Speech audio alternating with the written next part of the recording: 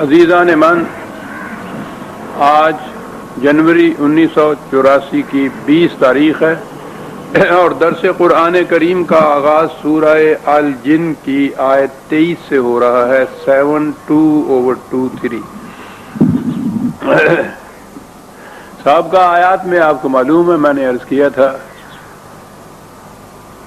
کہ وہ انقلاب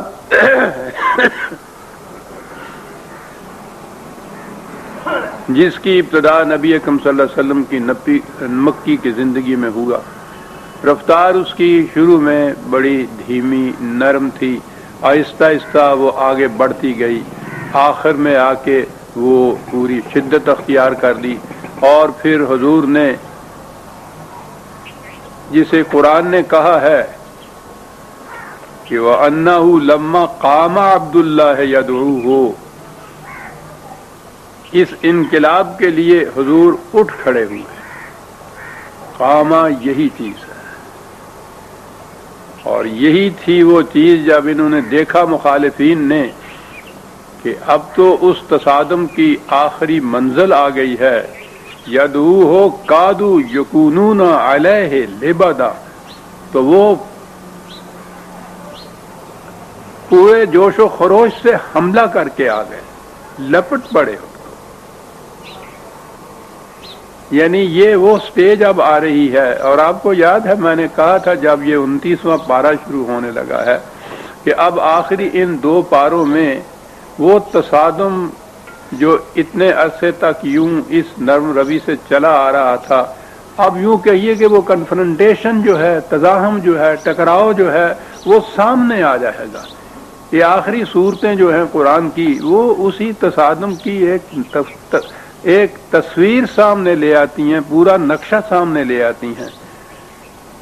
تو یہاں سے اس کی ابتدا ہو گئی۔ یہاں تو یہ ہے کہ جب اٹھے حضور اس پیغام کو دینے کے لیے، وہ عالمگیر پیغام، وہ انقلابی پیغام، تو کیفیت ہو گئی یہ ہوئی کہ وہ جو مخالفت کی قوتیں تھیں ہجوم کر کے آ گئی حضور کے خلاف، اور یہاں سے بات آگے چلی، اور اس میں حضور نے کہا کہ یہ جس پیغام کی میں دعوت دے رہا ہوں وہ صرف یہ ہے کہ خدا کے احکام و قوانین کی اطاعت خالصتاً ولا اشرک بہ احدا، اس میں کسی انسان کی اطاعت کو شریک نہیں کیا جائے گا، حتیٰ کہ یہ پیغام دینے والا جسے سربراہ مملکت کہا جاتا ہے، اور حضور تو سب سے پہلی اسلامی مملکت کے سربراہ اولی تھے، ان کے متعلق یہ کہا کل انی لا املک لکم ضرا ولا رشدا، کہ مجھے ذاتی طور پہ قطعاً کوئی اختیار نہیں ہوگا تمہارے لیے کسی نفع اور نقصان کا۔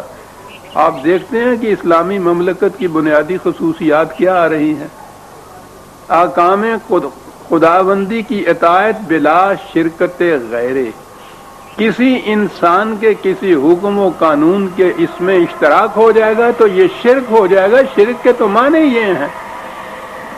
اور اگلی خصوصیت بتائی کہ یہ جو انقلاب برپا کرنے والا، مملکت قائم کرنے والا، جسے سربراہ مملکت آج کی اصطلاح میں کہا جاتا ہے، قرآن نے یہ اصطلاح بھی استعمال نہیں کی، وہ مملکت کا سربراہ بھی کسی کو نہیں مانتا، وہ تو مشاورت سے ملت کی، پوری ملت کی مملکت مانتا ہے۔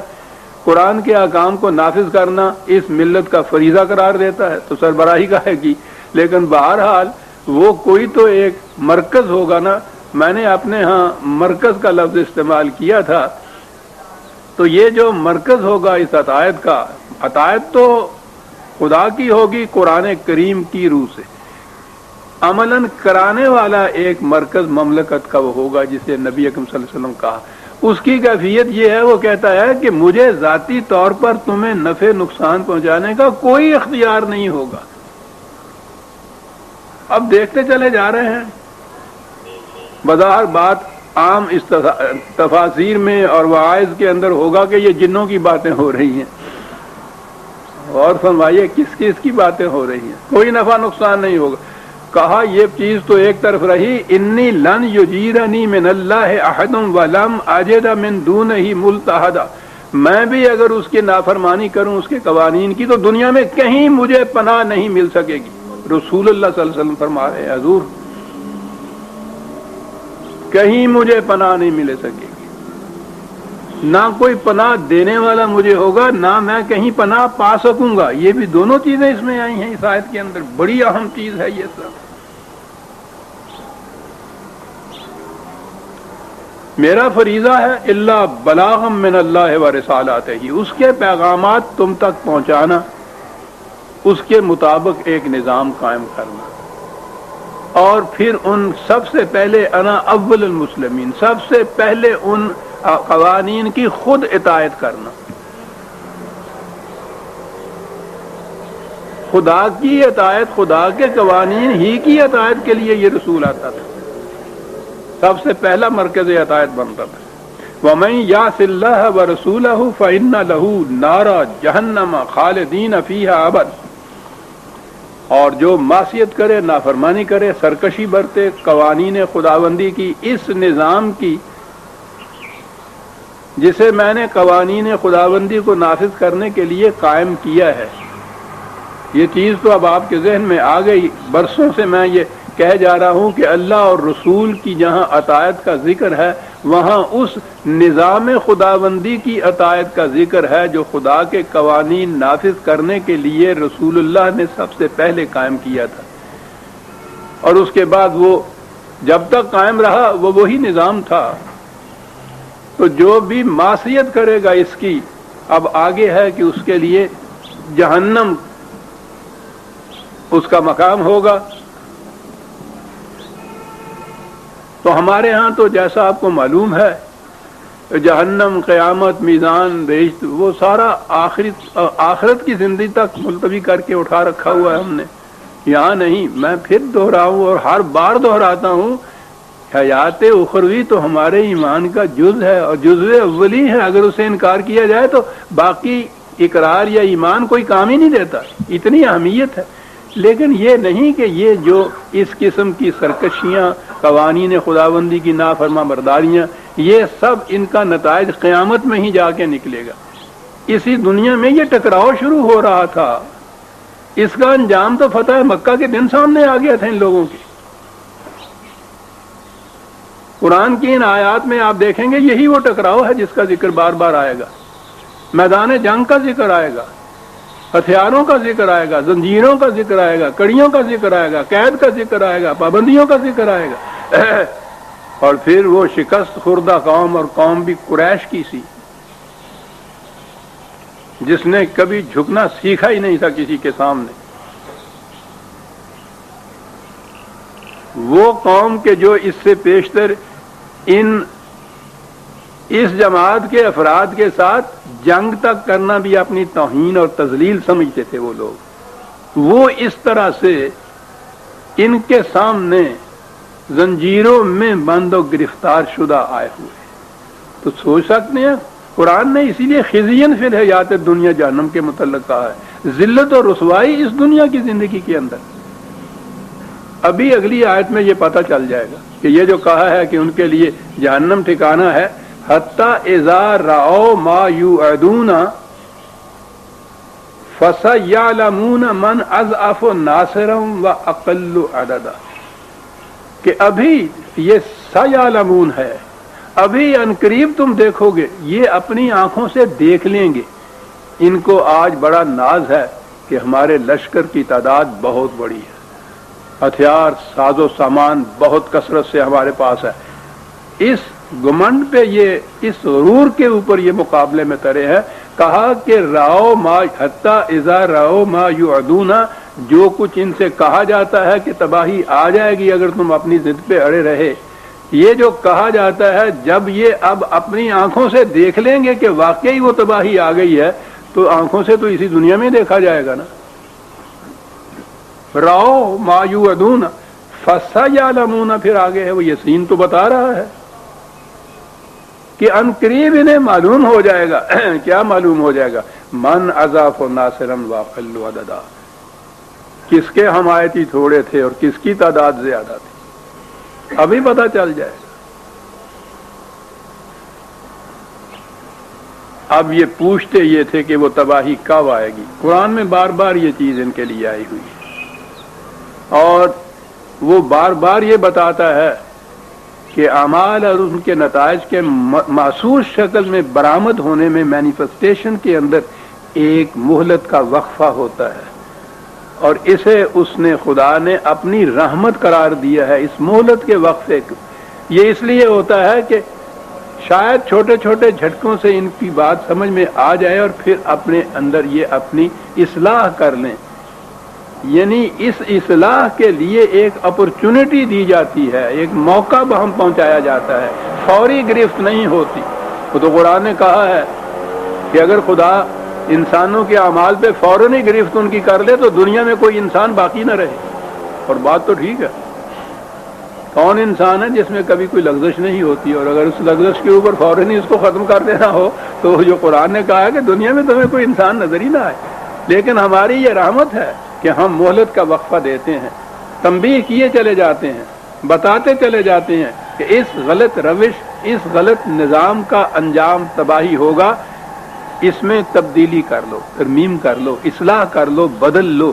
وقت دیتے ہیں تمہیں، مہلت دیتے ہیں تمہیں، اور وہ اسی سے قرآن کہتا ہے کہ یہ لوگ اسی سے ناجائز فائدہ اٹھاتے تھے، کہتے تھے کہ صاحب خام روز ہمیں ڈراتا چلا جاتا ہے کہ یہ ہوگا اور تباہ ہو جاؤ گے، برباد ہو جاؤ گے، ہوتا کچھ بھی نہیں، ہم تو پھولتے پھلتے چلے جا رہے ہیں، پنپتے چلے جا رہے ہیں۔ یہی چیز پھر یہاں بھی اعتراض ہوا کہ وہ کب تباہی آئے گی؟ قل ان ادری اقریب ما توعدون ام یجعل لہ ربی امدا۔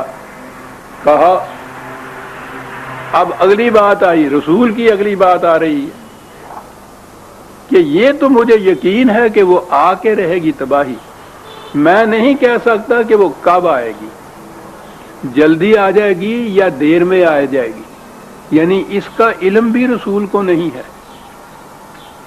یہ یقین تو ہے چونکہ خدا نے اس کے متعلق کہا ہوا ہے، وعدہ کیا ہوا ہے، یقین تو ہے کہ یہ آ کر رہے گی، لیکن میں نہیں جانتا کہ کب آئے گی، یہ قریبی ہے وہ یا بعید ہے وہ، عالم الغیب ہم یجعل لہ ربی امدا، ٹھیک ہے، عالم الغیب فلا یظہر علی غیبہ احدا الا من ارتضی من رسول۔ یہ آنے والی بات جو ہے، جو اس وقت ہمارے سامنے نہیں، اسے غیب کہا جائے گا، کہ فیوچر کی یہ بات، مستقبل کی بات، حال کی بات یہ نہیں ہے، مستقبل کی بات ہے، غیب کی یہ بات ہے، یہ تو خدا کے سوا کوئی نہیں جانتا۔ اور اس کی کیفیت یہ ہے کہ وہ اپنے رسولوں میں سے جس کو چاہتا ہے، جس حد تک کوئی بات غیب کی بتانا چاہتا ہے، وہ اتنی سی بات وہ وحی کے ذریعے اس کو بتا دیتا ہے، اس سے زیادہ رسول کو بھی علم نہیں ہوتا۔ یہ چیز معاف رکھیے۔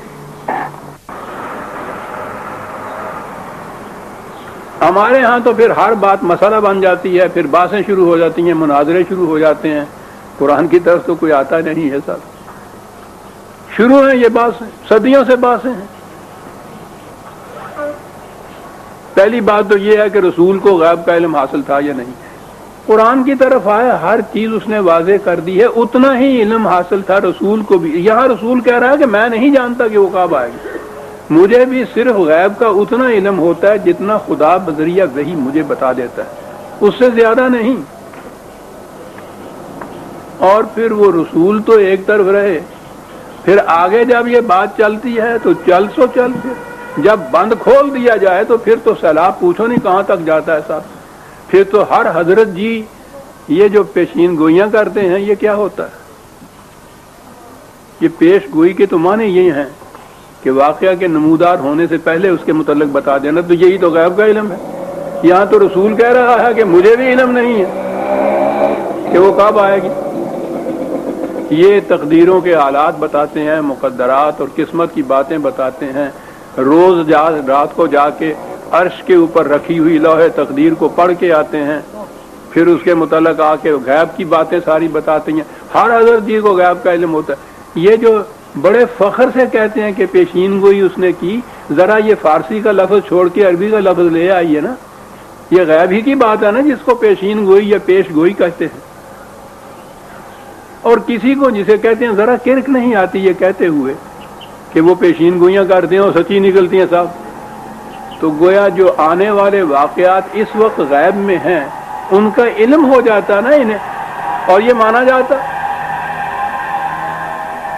قرآن میں اگر آئیے اس غیب کے متعلق تو اتنی تحدی سے خدا نے یہ کہا ہے کہ خدا کے سوا کسی کو اس کا علم نہیں ہے، اور وہ اپنے رسولوں میں سے بھی جسے چاہتا جتنے حصے تک کسی بات کے متعلق چاہتا وہی کے ذریعے صرف ان کو بتا سکتا تھا، اور وہی جو ہے وہ ختم ہو گئے۔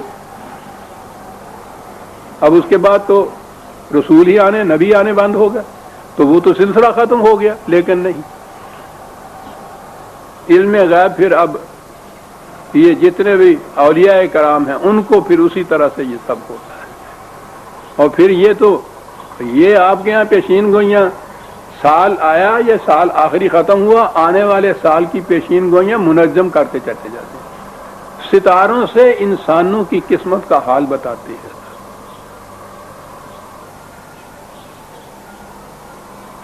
اندازہ لگائیے، باقی قوموں کا تو چھوڑ دیجئے، وہ تو صرف خیر علمی سطح پہ اس پہ لیتے ہوں گے، قیاس آرائیوں کو اگر وہ پیشین گوئیاں کہیں، ہمیں ان سے تعرض نہیں ہے۔ یہ جو قرآن ہاتھ میں لے کے یہ کہتے ہیں کہ یہ آنے والے واقعات کا غیب کا علم جانتا ہے اور پیشین گوئی کرتا ہے، یہ کیا کہیں گے جو قرآن ہاتھ میں لے کے کہے گا؟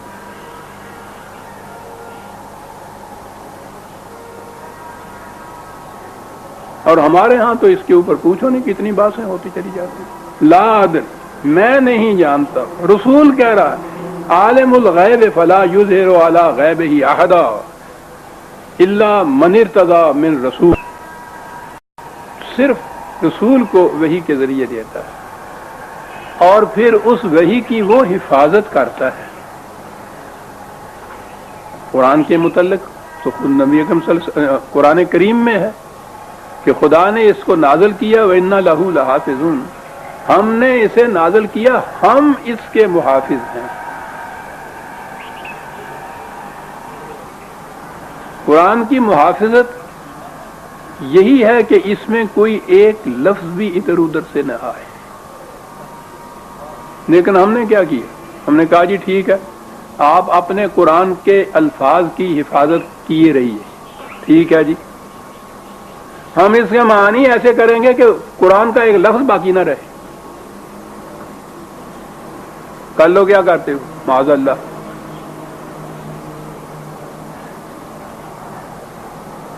وہ تفسیریں ہیں ہمارے ہاں جن کے متعلق خود ان لوگوں نے کہا ہوا ہے کہ اس میں اس تفسیر میں قرآن کے سوا سب کچھ ہے، قرآن کی تفسیر میں۔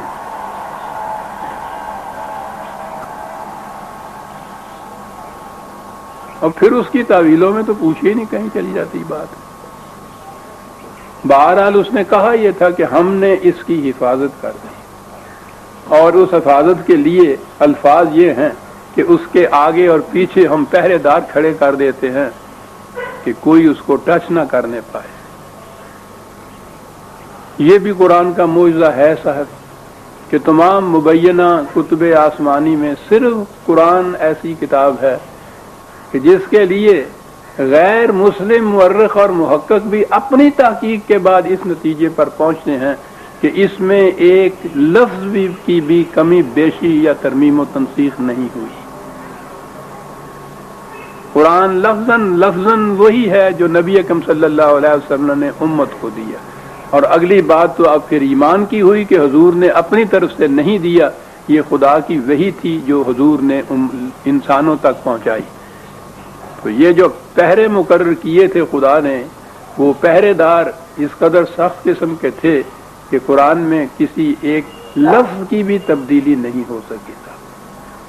لِيَعْلَمَ أَنْ قَدْ أَبْلَغُوا رِسَالَاتِ رَبِّهِمْ، اس سے یہ معلوم ہو جائے گا کہ رسولوں نے خدا کے پیغامات لوگوں تک پہنچا دیے یا نہیں۔ رسالات ربہم ہے، اپنی بات نہیں وہ پیغام پہنچا، وہ تو صرف پیغام بر ہے۔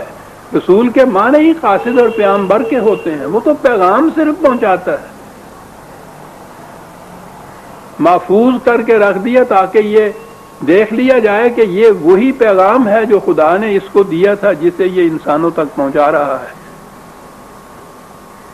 وَأَحَاطَ بِمَا لَدَيْهِمْ وَأَحْصَىٰ كُلَّ شَيْءٍ عَدَدًا.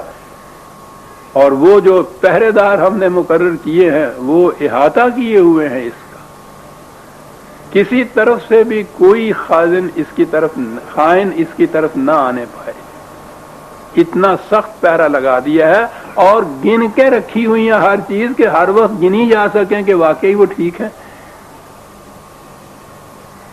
کسی شے کے یقینی ہونے کے متعلق یہ عجیب چیز ہے نا کہ کہا جائے کہ یہ دیکھیے 10 ہیں، یہ دیکھ لو، گن لو اس وقت، اور اس کے بعد دیکھ لیا جائے کہ 10 ہی ہیں، تو پھر ہوگا نا کہ اس میں کوئی تعریف نہیں ہوئی. تو قرآن ہے یہ انقلاب خداوندی کا دعوے دار جسے نبی اکرم صلی اللہ علیہ وسلم نے پہنچایا. اور سورہ الجن یا اور عزیزان مان جو میں ورق پلٹتا ہوں، عظیم انقلاب آفریں آوازیں میرے کان میں آتی ہیں اور نگاہیں دیکھ رہی ہیں. سورہ المزمل، اللہ، 2 صورتیں یہاں آ رہی ہیں. یقین مانیے میں نے جیسا عرض کیا ہے، اپنی بات نہیں کہہ رہا، قریباً 50 برس سے اس قرآن کے اوپر میں چلا آ رہا ہوں. بعض صورتیں ایسی ہیں کہ جب بھی وہ سامنے آتی ہیں کانپ اٹھتا ہوں میں، ان کی ہیبت سے، ان کی عظمت سے، ان کے تموج سے.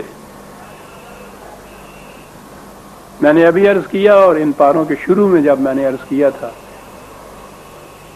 کہ وہی انقلابی پروگرام جو نرم خرامی سے چلا آ رہا تھا، مکی زندگی میں اس کی تیاریاں تھیں سست رفتاری.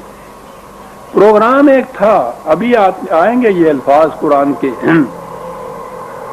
وہ نہایت مناسب، متوازن، صحیح پرپورشن کے تابع آگے چل رہا تھا. یوں ہی ایٹ رینڈم نہیں تھا یہ پروگرام. پہلے دن سے آخری دن تک یہ پروگرام کا مقصد شیخ صاحب پانی نہیں ہے. اس پروگرام نبوی یا خداوندی کا مقصود و مطلوب اس کی منزل اخری یہ پہلے دن سے نبی کے سامنے تھی، نبی کو بتا دیا گیا اور تاریخ میں یہ چیزیں ملتی ہیں کہ حضور نے پہلے ہی خطاب کے اندر قوم سے یہ کہا تھا کہ میں عرب و عجم کی ان ملوکیتوں، ان شاہنشاہیتوں کو الٹنے کے لیے ایک پیغام لے کے اٹھا ہوں. مجھے کچھ رفقا کی ضرورت ہے، بتاؤ کون اس بوجھ کو بٹانے والا میرے ساتھ شریک ہوتا ہے. پہلا خطاب تھا یہ قوم، جب ابھی کوئی سیکنڈ کرنے والا جسے کہتے ہیں نا، اس آواز کا سیکنڈ کرنے والا بھی نہیں تھا. انا اول المسلمین کہا تھا، پہلی آواز اٹھی ہے، پہلی آواز میں یہ کہا جا رہا ہے. یہ جو آپ پڑھ رہے ہیں تاریخوں میں کہ قریش نے اتنی مزاحمت کی، مخالفت کی، تصادم کیا، ساری مکی زندگی میں یہ کچھ وہ کرتے رہے، اور اس کے بعد مدنی زندگی میں تو باقاعدہ لڑائیاں شروع ہو گئیں. 7 سال کے عرصے میں تاریخ کے بیان کے مطابق وہ 82 کے قریب چھوٹی موٹی لڑائیاں اور بڑے جنگ شامل ہیں 7 سال کے عرصے کے اندر، تاں کہ آخری مکہ فتح ہوا. قریش کو آخری شکست نہیں ہو گئی، آخری وقت، آخری انسان تک، آدمی آخری تک وہ اس کی مخالفت کرتے رہے. کیا تھا جس کی وہ مخالفت اتنی کر رہے تھے؟ وہ یہی بات تھی کہ آپ نماز کیوں پڑھتے ہیں؟ نماز پڑھنے والے تو اسلام سے پہلے خود ان کے ہاں موجود تھے، جنہیں حنیف کہا جاتا ہے نا. ان میں موجود تھے وہ لوگ جن کا دعویٰ تھا کہ ہم ملت ابراہیمی کی پیروی کرتے ہیں. یہ ملت ابراہیمی کی نسل میں سے ہونے کا دعویٰ تو یہ سارے قریش یا عرب کرتے تھے. ایسے بھی تھے ان کے اندر جو یہ کہتے تھے وہ بت پرست نہیں تھے، وہ ملت ابراہیمی کی بھی کہتے تھے ہم پیروی کرتے ہیں. وہ اپنے نظام کے مطابق خدا کی عبادت کرتے تھے، جسے ہم کہتے ہیں نماز اپنے انداز پہ وہ پڑھتے تھے. ان کے اندر تھے، انہیں تو یہ کچھ نہیں کہتے تھے. تو یہ حضور ہی کی نماز ایسی تھی کہ جس کے اوپر ان کی مخالفت کی یہ کیفیت کہ 13 سال مکی کے، 7 سال مدنی زندگی کے، میدان جنگ تک چلے جا رہے ہیں، خوریزیاں کیے جا رہے ہیں. یعنی یہ کیا تھی، یہ اس نماز نے کیا کیا تھا ان کو؟ وہ سارا نظام الٹ رہا تھا اسلام یا حضور کا قرآن. قرآن کے معنی پروکلیمیشن ہے، اعلان ہے اس کے معنی.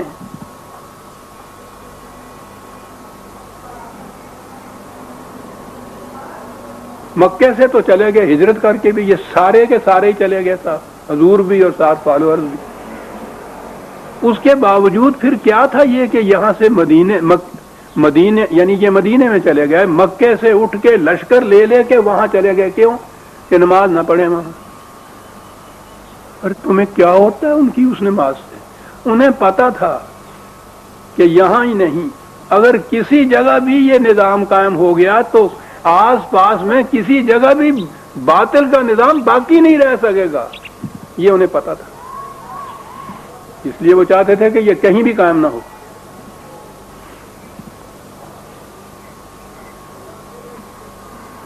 کیا تھا قریش کا نظام، ایران کا نظام، رومن کا نظام؟ یعنی آپ کو معلوم ہے کہ مدنی زندگی کے اندر ان کے ساتھ ٹکراؤ ہو رہا تھا. اتنی بڑی قریش کی قوت، اس قدر یہ قلیل التعداد، نہ سامان موجود، نہ کوئی پورے ہتھیار موجود، پناہ گزینوں کی طرح مکے میں آ کے بیٹھے ہوئے. دوسرے سال انہوں نے ہجوم کر کے حملہ کر دیا.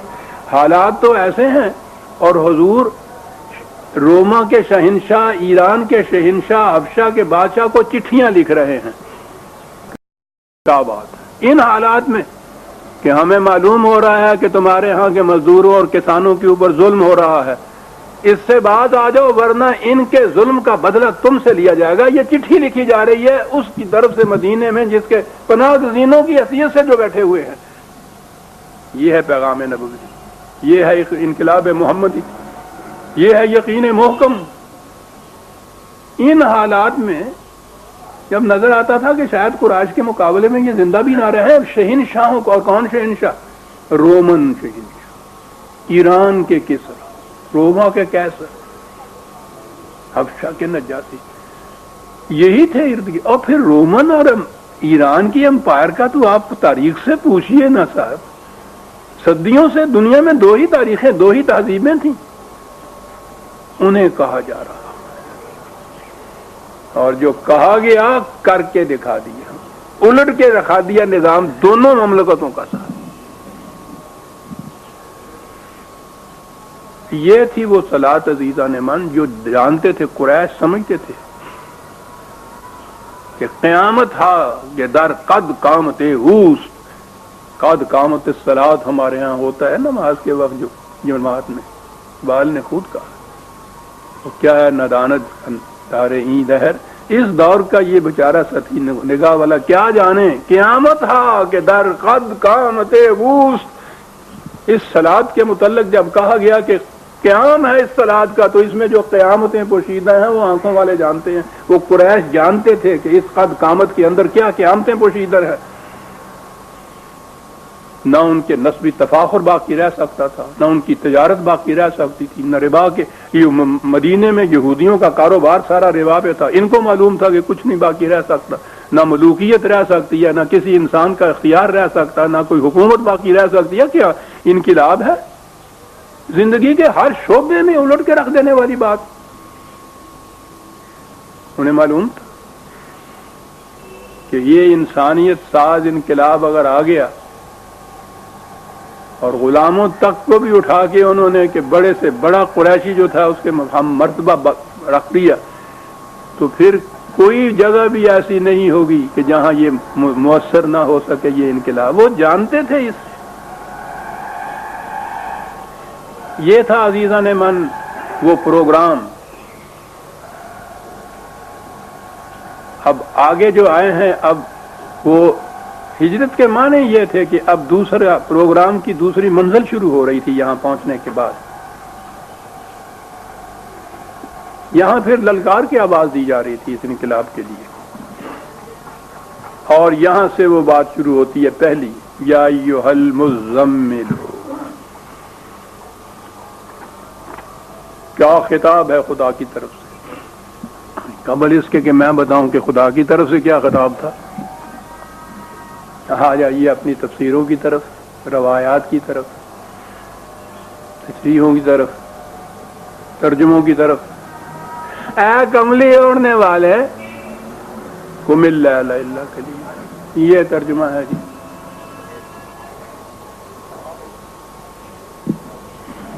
اے کملی اوڑھنے والے، کیا بات ہے۔ پھر جب یہ شاعروں کے ہاتھ میں چڑھا، پھر جب یہ قوالوں کے بعد میں گیا، تو آپ سوچ لیجئے نا، جب ساری سازش یہ تھی اس 1000 سال کی ملوکیت میں کہ قرآن کے انقلابی پیغام کی طرف امت کی نگاہ نہ اٹھنے پائے۔ مست رکھو ذکر و فکر صبح گاہی میں اسے۔ شریعت تو ایک طرف رہی، تصوف کس طرح سے آیا؟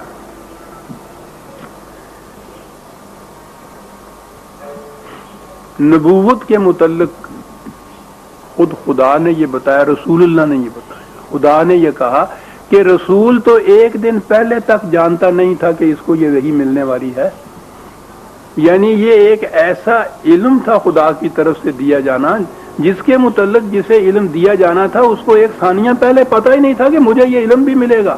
کہ جائے کہ وہ اس کے لیے تیاریاں کچھ کرتا، کچھ کوششیں کرتا، کچھ مشقیں کرتا کہ مجھے یہ مل جائے، اسے علم بھی نہیں تھا کہ مجھے یہ ملے گا۔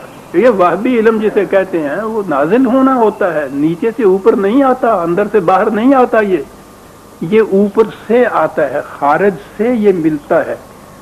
یہ تو لفظی نزول نے ساری وحی کی حقیقت بیان کر دی ہوئی ہے، جو لفظ نزول ہے، نازل ہوتا ہے یہ۔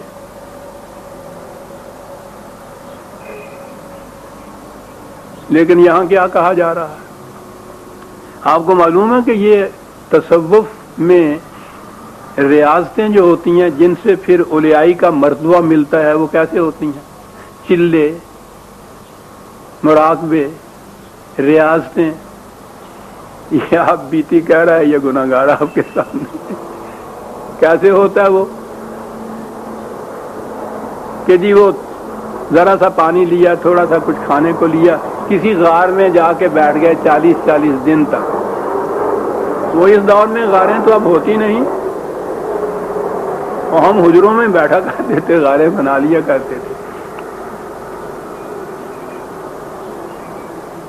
غار میں تو خیر ہوتا ہی پہلے اندھیرا ہے، ان حجروں میں تو دروازے تھے، روشنی آتی تھی، بند کر لیتے تھے کہ کہیں سے روشنی کی کرن نہ اندر آنے پائے۔ جتنی تاریکی زیادہ ہوگی بس اتنا ہی نور زیادہ آئے گا۔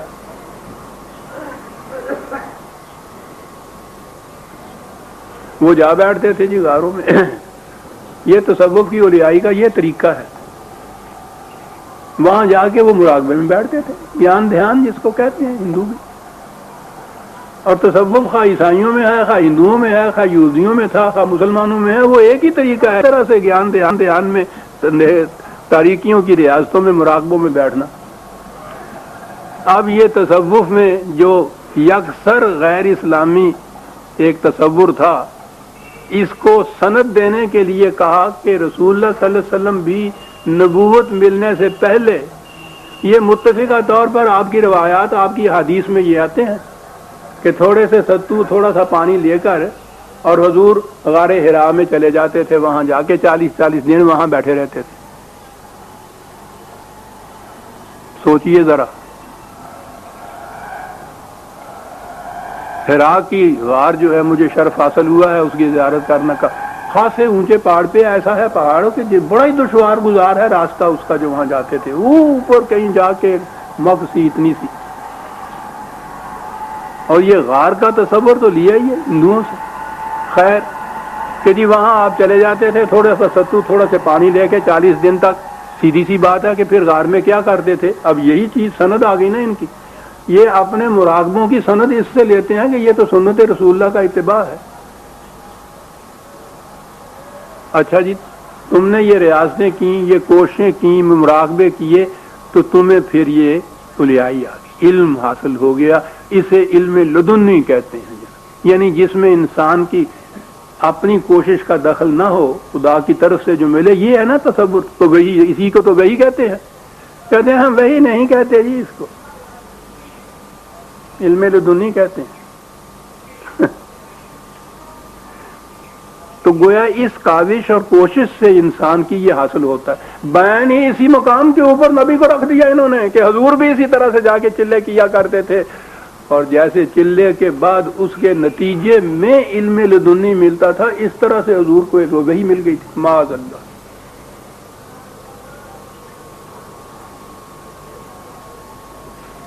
اس غار میں بات میں مزمل کی کر رہا تھا. اب اس کے لیے 2-3 قسم کی روایتیں ملتی. ایک تو یہ کہ قریش نے ایک دفعہ جمع ہو کے یہ کہا معاذ اللہ کہ اس شخص کا کچھ نام رکھنا چاہیے، اس کے نام سے نہیں اسے بلانا چاہیے، ایسا رکھنا چاہیے جس میں معاذ اللہ کچھ نفرت کا پہلو نکلے، کچھ ایسا نکلے. ہم وہی نام لیا کریں تو سمجھ جایا کریں کہ کس کے متعلق بات ہے آپس میں. یہ کسی نے کہا اسے کاہن کہا جائے، کسی نے کہا اسے شاعر کہا جائے، کسی نے کہا اسے ساحر کہا جائے، کسی نے کہا اسے مکذب کہا جائے. تو آگے ہے یہ روایت میں کہ یہ باتیں سن کے حضور بڑے مغموم ہوئے، افسردہ خاطر ہوئے، اور اس کی وجہ سے اسی افسردگی کے اندر، غم آلودگی کے اندر ایک چادر اوپر اوڑھ کر اور لیٹ گیا. آپ اس طرح سے بہت مایوس ہو گئے. وہ چادر کمبل کی ہو سکتی ہے، اس زمانے میں کمبل ہی ہوتے تھے. کہ اتنے میں جبریل آئے تو انہوں نے آ کے جب دیکھا تو انہوں نے کہا او کمبلی والے. ہاں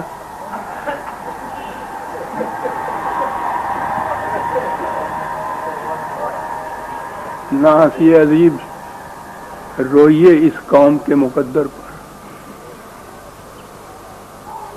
یہ ہے جی المزمل. دوسری روایات ہیں کہ نہیں،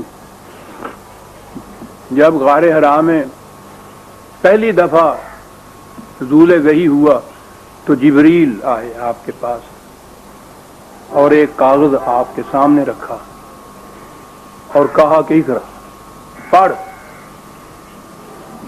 آپ نے فرمایا میں تو پڑھنا جانتا نہیں. یعنی خدا نے لکھ کے کچھ بھیجا، جبریل اس کو لکھے ہوئے کو لے کے آ گیا، کہا کہ پڑھ کے. ان کو پتہ ہی نہیں تھا کہ یہ پڑھنا نہیں جانتے.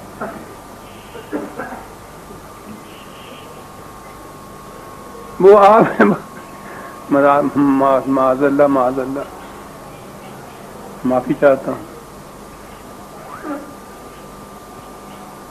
آپ نے کہا تو ان کو بات سمجھ میں آئی کہ پڑھنا نہیں جانتے.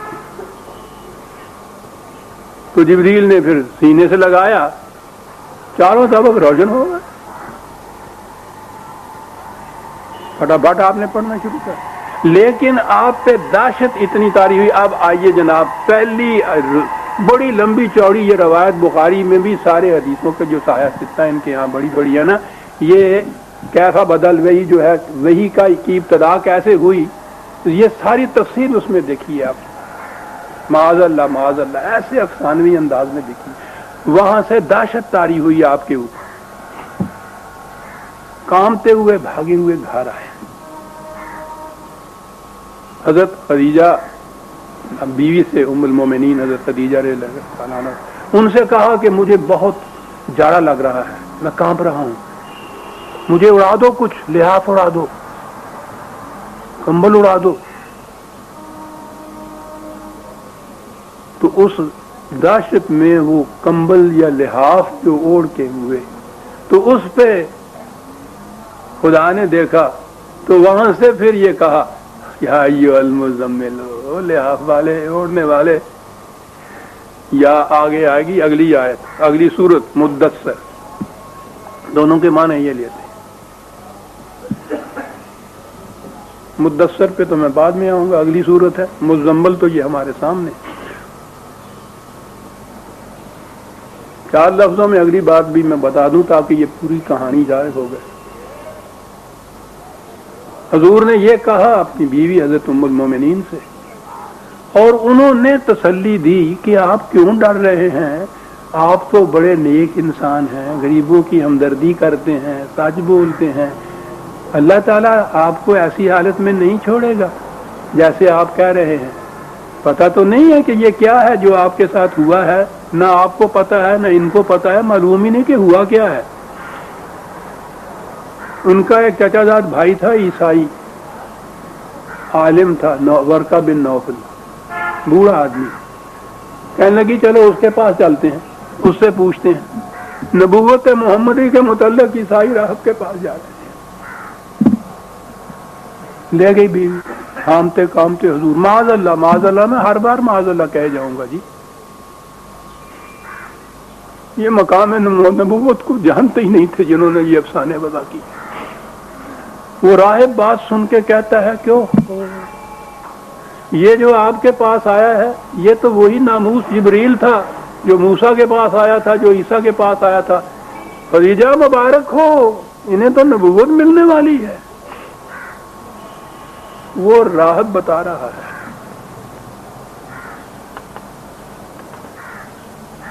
تو جب اسے یہ یقین ہو گیا کہ یہ نبی ہیں، وہی جبریل آیا ہے، تو اس کو سب سے پہلے ہاتھ بڑھانا چاہیے تھا بیعت کرنے کے لیے۔ وہ آخر تک مسلمان نہیں ہوا۔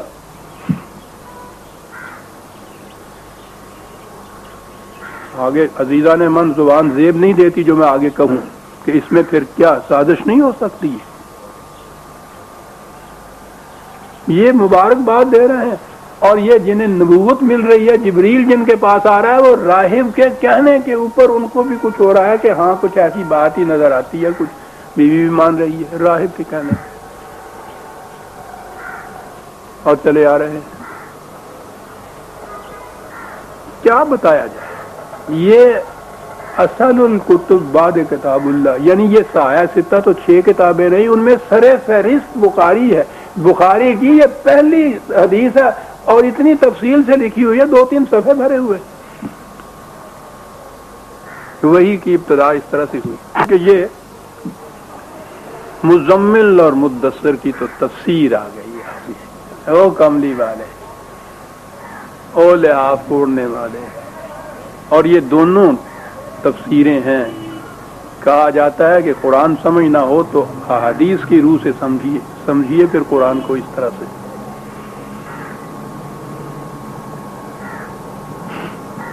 اس انقلاب کے لیے پہلی چیز ایک جماعت کی تشکیل تھی، رفقا کی تشکیل تھی۔ اور سیدھی سی بات ہے کہ اتنا عظیم القدر پروگرام، قیامت خیز ایک انقلابی تفصیلیاں جو اس کے بعد ہونے والا تھا، تو پہلی چیز یہ تھی، یہ ٹھیک ہے کہ یہ جنہیں ہم صحابہ کہتے ہیں رضی اللہ تعالیٰ عنہ، وہ ایمان لائے تھے، حضور کے ساتھ تھے، تبع تھے، لیکن ظاہر ہے کہ اس قسم کا جو پروگرام سامنے تھا اس کے لیے جماعت سازی میں بھی ایک اور قسم کی ترتیب چاہیے تھی، اور ایک نظم چاہیے تھا۔ اور اس نقطۂ نگاہ سے بھی ہمارے ہاں بعض احباب نے تحقیق کی ہے۔ نبی اکرم صلی اللہ علیہ وسلم بحیثیت کمانڈر ان چیف کے، یہ ٹھیک ہے، یہ عسکریت تو میرا پیغام موضوع نہیں، لیکن انہوں نے جو تحقیق کی ہے، ایک ایک جنگ میں جو جگہ بتایا گیا ہے، تو یہ کہا گیا ہے یہ، اور یہ چیز گلاب پاشا وغیرہ نے بھی لکھی لائف محمد، اس میں بھی میں نے دیکھا ہے، اس نے بھی اس موضوع کے اوپر بہت لکھا کہ بے نظیر کمانڈر نظر آتا ہے میدان جنگ کے اندر نبی اکرم صلی اللہ علیہ وسلم جو ہے، اور اس سے پہلے بہرحال یہ ایک مرحلہ تھا جماعت سازی کا، کس کے ساتھ کس کو کھڑا کرنے کا۔ اب سنیے کیا ہوتی تھی یہ مزمل۔ عربوں کے ہاں قافلے چلتے تھے، اونٹوں کے اوپر سواری ہوتی تھی، اونٹ کا ایک کجاوا ہوتا ہے، کجاوے میں دائیں بائیں 2 سواریاں بیٹھتی ہیں۔ اب یہ جو میر کارواں ہوتا تھا، ان میں سے بعض ایسے تھے کہ جو بڑے ایکسپرٹ تھے، ان کی بڑی شہرت تھی۔ کیا بات تھی اس میں کہ یہ دو سواریاں اس قسم کی بٹھائی جائیں کہ پہلی چیز تو یہ کہ وہ ہم وزن اتنی ہوں کہ ان کا وزن جو ہے، توازن جو ہے وہ برقرار رہے اوپر عہدے اس کا قیادے کا. تو ٹھیک بات ہے، وہ ایک طرف جو ایک بڑا سا پہلوان بٹھا دیں، دوسری طرف ایک منحی سا وہ بٹھا دیں، تو آپ سوچئے نا کہ اس اونٹ کا کیا حشر ہوگا، ان سواریوں کی کیا کیفیت ہوگی، چل ہی نہیں سکیں گے. تو پہلی چیز تو یہ ہوتی تھی، لیکن یہ تو تھی فزیکل طبی. اور آخری چیز یہ کہ یہ مہینوں کا سفر ہوتا تھا، یہ دو ہی ایک اونٹ پہ بیٹھے ہوئے ہوتے تھے، انہوں نے آپس میں باتیں کرنی ہوتی تھی. تو دوسری چیز وہ یہ دیکھتا تھا کہ مزاج میں، ذوق میں، چستگی میں ہم آہنگی ہونی چاہیے دو سواریوں کے اندر. وہ انتخاب کرتا تھا اس طرح سے ان سواریوں کا کہ وہ دو اس طرح کے رفقا ہوں جن میں کامل ہم آہنگی ہو. یہ جو دو آپس میں بیٹھے ہوتے تھے ان کو ایک دوسرے کا ضمیل کہتے تھے. یہ جو اس طرح سے سواریوں کو تیاریاں کر کے بٹھاتا تھا اسے مزمل کہتے تھے.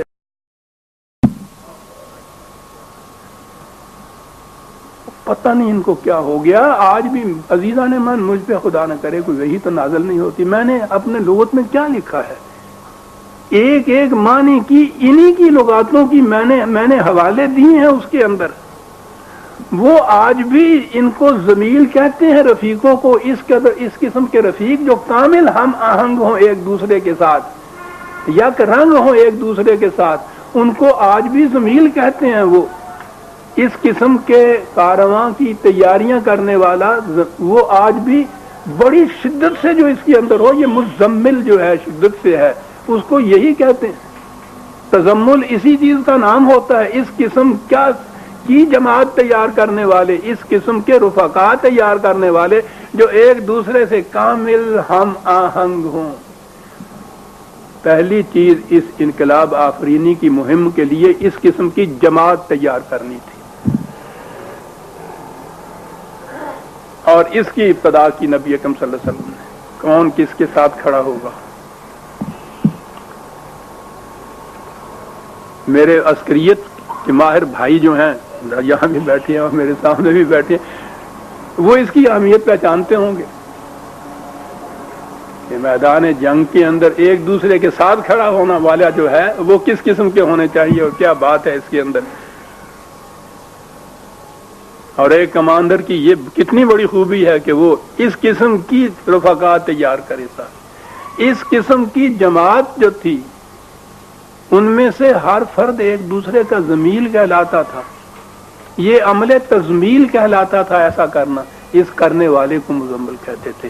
اور یہ جو چیز تھی ابتدا ہوئی اس قسم کی جماعت سازی کی، تو اس کے لیے یہ قرآن نے، خدا نے حضور کو پکارا آپ کی اس خصوصیت کی بنا پہ، یا ایھا المزمل، او جماعت تیار کرنے والے.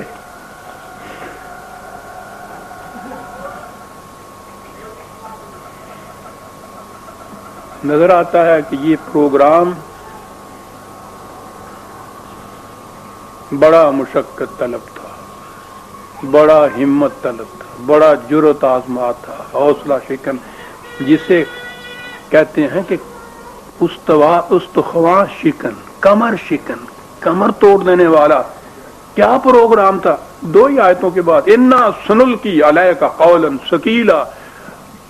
وہ پروگرام تمہارے ذمہ لگایا جا رہا ہے جس سے تمہاری کمر ٹوٹ جائے گی. اللہ،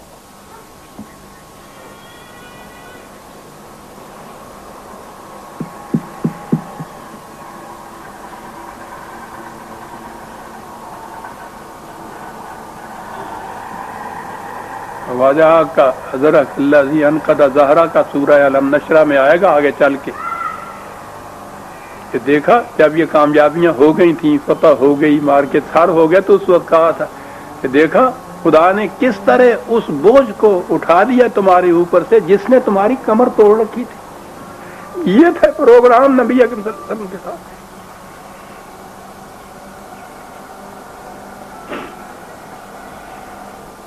اتنا بڑا پروگرام اس قدر تصادمات اور کنفرنٹیشن. خود قریش ہی مان نہیں تھے، عرب اور عجم کے خلاف اعلان جنگ،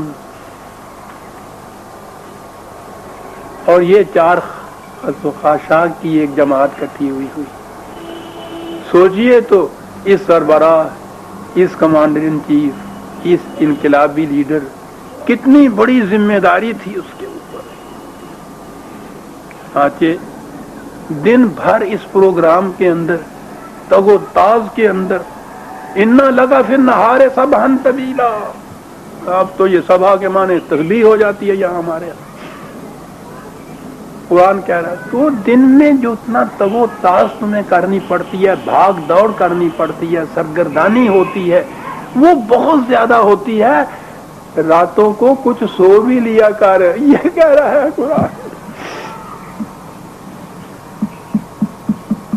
نظر آتا تھا کہ دن بھر اس پروگرام کو، جس پہ سوچ بچار کی جاتی تھی، اس کو ایگزیکیوٹ کرنے کے لیے کیا کچھ نہیں کرنا پڑتا ہوگا. خدا خود یہ کچھ کہہ رہا ہے، کہہ یہ رہا ہے قم اللیل الا قلیلا نصفہ او انقص منہ قلیلا او زد علیہ. او اس عسکری مہم کی تیاریوں میں مصروف. ہمیں معلوم ہے ہمیں معلوم ہے کہ دن بھر تجھے کس قدر مشقت طلب پروگرام ہوتا ہے تیرے لیے. تھک کے چور ہو جاتا ہے انسان. ٹھیک ہے، تمہیں رات کو دن بھر کی جتنی بھی کارروائی ہے اس پہ نظر غور کرنا ہوگا، ریویو کرنا ہوگا اس کو. کل آنے والے پروگرام کی تیاریاں کرنی ہوں گی. تو دن بھر کے بعد پھر وہ رات آتی تھی نا اس کے لیے. راتوں کو یہ کرتے تھے. انہماک کی کیفیت تھی اور واقعی جس کے سامنے اتنی بڑی ذمہ داری ہو اور اس کی جذب و کشش کی یہ کیفیت ہو، وہ کھانا پینا سونا جاگنا جانتا ہی نہیں ہے پھر تو. لیکن ضرورت تو اس کی ہے کہ یہ بھی بڑی ضروری چیز ہے.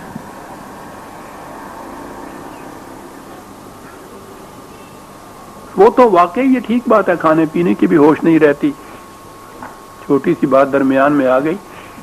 وہ 65 کی جنگ کے اندر میں بھی گیا تھا محاذ دیکھنے کے لیے. وہ اور بات ہے، طلوع اسلام میں میں نے لکھا ہوا قصور کے محاذ پہ میں گیا تھا، کھیم کرن کے محاذ پہ. وہاں اپنے سپاہی تھے کھڑے ہوئے، سامنے وہ تھے ہندوؤں کے سپاہی سکھ، ادھر یہ سامنے ایک دوسرے کو نظر آ رہے تھے.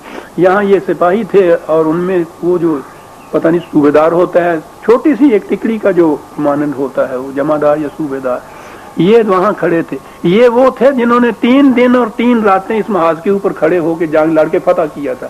تو میں باتیں کچھ کر رہا تھا تو اس سے وہ ہمارے ہاں کے یہی میاں والی وغیرہ کے ضلع کا وہ تھا. تو میں نے اس سے پوچھا 3 دن اور 3 راتیں تم لوگ کھڑے رہے ہو میدان جنگ میں، تو کھانے پینے میں کچھ پنجابی میں بکاتا بھی کچھ کھان پین واسطے بھی کچھ. وہ کہنے لگا کہ میاں صاحب کھانا پینا تو کم ویلیاں دا ہوں. یہ پوٹلیاں ہمارے پاس تھی، پانی کی وہ کپیاں بھی ہمارے پاس تھی. 3 دن 3 راتیں کس کو خیال آتا تھا کھانے اور پینے کا؟ وہ دے لفظ ساری عمر میں یاد رہن گے کہ کھانا پینا تو کم ویلیاں دا ہوں. ہوں کھانے ایسی ہے.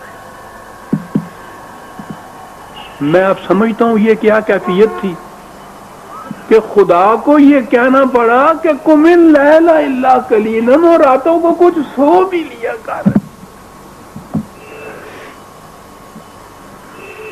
یہ ہے مقام رسالت عزیزان من. اور پتہ پھر اس کا آپ کے یہاں تفسیر کیا ہوئی قم اللیل الا قلیلا، کہ یہ نبی اکرم صلی اللہ علیہ وسلم رات بھر اتنے نفل پڑھا کرتے تھے کہ حضور کے پاؤں سوج جایا کرتے تھے. نفل پڑھا کرتے تھے.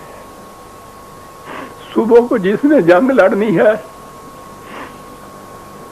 وہ ساری رات نفل پڑھتا رہے گا کہ اس کے پاؤں سوج جایا کرتے تھے. کس مقام پہ انہوں نے پکا دی ہے رسالت، اور یہ سمجھ ہی نہیں سکتے. مذہب میں سمجھا ہی نہیں جا سکتا کہ دین کے تقاضے کیا ہوتے ہیں اور دین کا علم بردار جو ہے اسے کیا کچھ کرنا پڑتا ہے.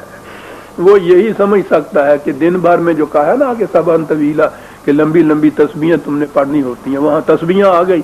رات کو جاگنا جو ہوا، ساری رات آپ نفل پڑھا کرتے تھے اور اس کے بعد پھر آپ دیکھ لیں گے تذکرے اولیاء کرام کے آپ کو ملیں گے تو اسلام میں اور تصوف کی حقیقت میں نے شائع کی کہ شوراء صاحب جناب کہ وہ رات بھر میں 2000 رکعتیں پڑھا کرتے تھے.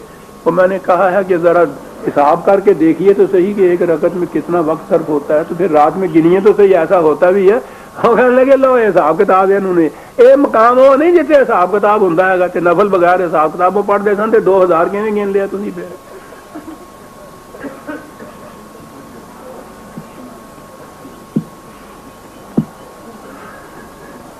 لیکن اتنے تے عقل دی گل کرنا تے کفر ہوندا. بہرحال اس کا ترجمہ یہ ہو گیا کہ نفل پڑھتے تھے حضور، رات بھر پاؤں سوج جایا کرتے تھے. وقت ہو گیا، نصفہ او انقص منہ قلیلا او زد علیہ، آدھی رات. کبھی دیکھو کہ کام زیادہ ہے تو تھوڑا سا بڑھا لیا کرو، تھوڑا ہے تو اور بھی کام کر لیا کرو. وہ کیوں؟ انا لک فی النہار سبحا طویلا، دن میں جو تمہیں پروگرام ہے تھوڑا ہے، وہ اتنا لمبا چوڑا ہے. دیکھ رہے ہیں کس طرح سے ربط ملتا ہے، کیا پروگرام ہے جو دیا جا رہا ہے. یا ایھا المزمل، اب عظمت کھلی اس بات کی عزیزان ایمان کہ یہ کیا کہا گیا تھا.